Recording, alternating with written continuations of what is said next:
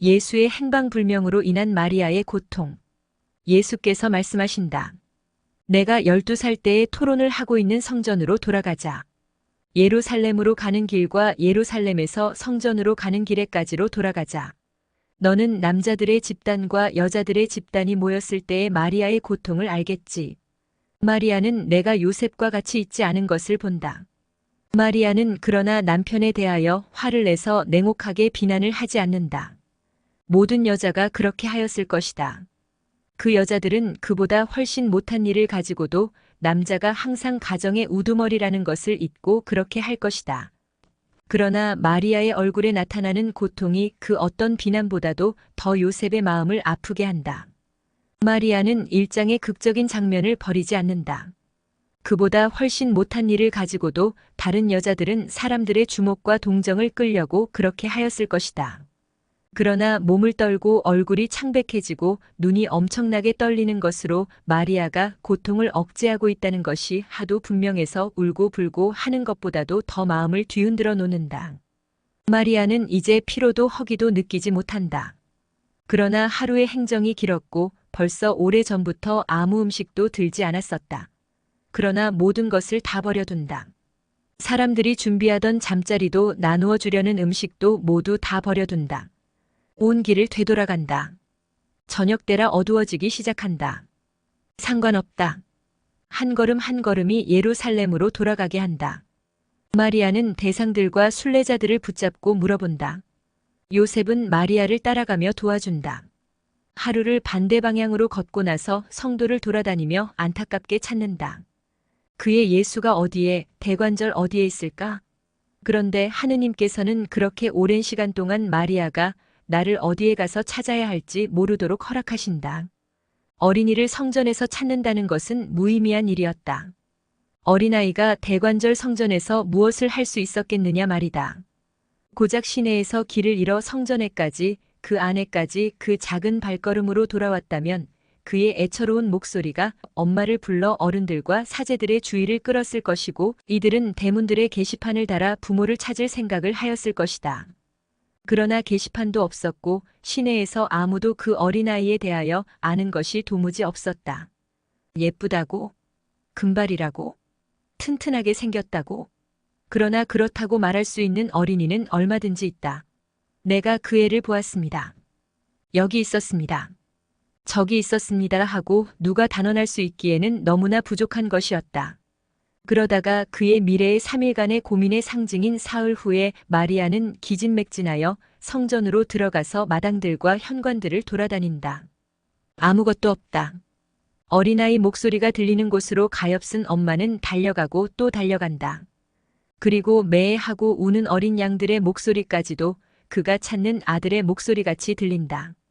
그러나 예수는 울지 않고 가르치고 있다. 마리아는 한때의 사람 저쪽에서 들려오는 정다운 목소리를 듣는다. 그 목소리는 이렇게 말한다. 이 돌들이 떨릴 것입니다 하고. 마리아는 군중 사이로 길을 내려고 애를 써서 마침내 그렇게 하는데 성공한다. 박사들 가운데 똑바로 서서 팔을 벌리고 있는 아들이 저기 있다. 마리아는 신중한 동정녀이다. 그러나 이번에는 고통으로 인하여 그의 조심성을 떨쳐버렸다.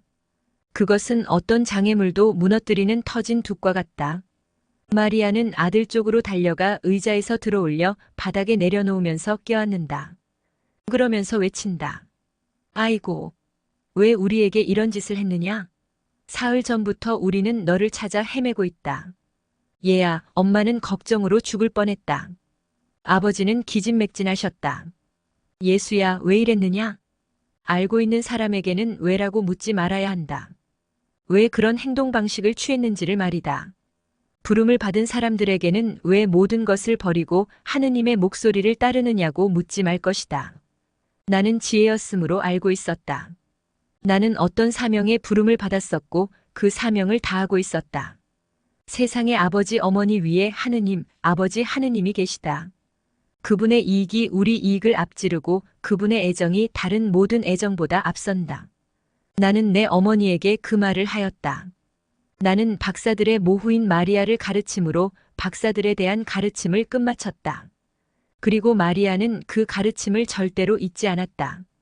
겸손하게 순종하는 내 손을 잡을 때에 한 줄기 햇빛이 그의 마음에 돌아왔다. 그러나 내 말은 그의 가슴에 남아 있었다. 내가 아직 세상에 있을 21년 동안 해가 쨍쨍 내리쬐는 많은 날과 구름 낀 많은 날이 하늘 아래서 흘러갈 것이다. 이 뒤에 올 나머지 21년 동안에 그의 마음에는 많은 기쁨과 많은 근심과 눈물이 번갈아 지나갈 것이다. 그러나 마리아가 다시는 얘야, 왜 우리에게 그렇게 했느냐? 하고 묻지 않을 것이다. 너희 거만한 인간들아, 이 교훈을 배워라.